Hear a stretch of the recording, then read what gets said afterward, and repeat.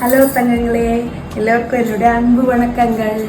நிறைய பேர் அவியல் ரெசிபி கேட்டிருந்தீங்க. இன்னைக்கு நம்ம அவியல் ரெசிபி பார்த்துக்கலாமா? அதுக்கு என்னென்ன காய்கறி தேவைப்படுது அப்படின்னா, வெள்ளை பூசணிக்காய், முருங்கைக்காய், மாங்காய், வாழைக்காய், ஒரு பிடி பீன்ஸ், ஒரு பிடி கொத்தவரக்காய், கருணக்கிழங்கு. கட் பண்றது அந்த பீசஸ் எல்லாம் பாத்துக்கோங்க.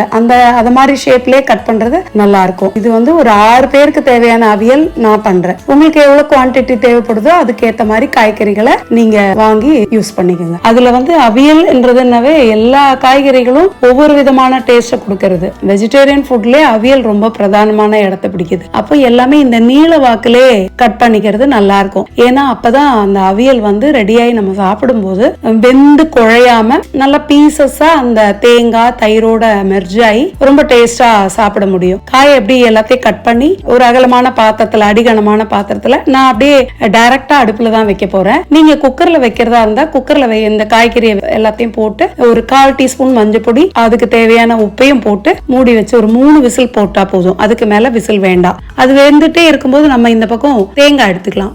ஒரு 7 பச்சை மிளகாய் கிட்ட எடுத்திருக்கேன். அந்த ஒரு தேங்காய் நல்லா நறுக்கி மிக்சியில போட்டு தேங்காவும் பச்சை மிளகாவும் ஒரு 1/4 டீஸ்பூன்ல இருந்து 1/2 டீஸ்பூன் வரைக்கும் ஜீரகம் போட்டு ஓட்டிக்கலாம். அப்ப அத மாதிரி அரைச்சு எடுத்துக்கோங்க. அங்க காய் வெந்த உடனே அதுக்கு தேவையான உப்பை போட்டு மறுபடியும் ஒரு குலுக்கி எடுத்துட்டு ஃபர்ஸ்ட் என்ன பண்ணலாம், இந்த தேங்காவை போட்டுடலாம். அதுல தேங்காவை போட்டுட்டு கொஞ்சோண்டு தேவையான அளவு ஒரு 1/4 கிளாஸ் தண்ணி அளவுக்கு, அந்த காய் வேகும் போதே நான் ஒரு 3/4 கிளாஸ் தண்ணி ஊத்திருக்கோம். நம்ம அப்ப குலுக்கி அந்த ஸ்ட்ரீம்ல எல்லாம் அது போயிருக்கும். இப்ப தேங்காய் ஊத்தின உடனே அந்த மிக்சி பாத்திரத்தை கழுகுறோம் இல்லையா, அந்த தேங்காய் போதும். ஏன்னா இந்த அவியல் செமி சாலிடா தான் நம்ம சாப்பிட போறோம், லிக்விடா கிடையாது. அவியல் வேகும் போது ஃபிளேம் அடுப்பு மீடியம் ஸ்டேஜ்லயே இருக்கட்டும்.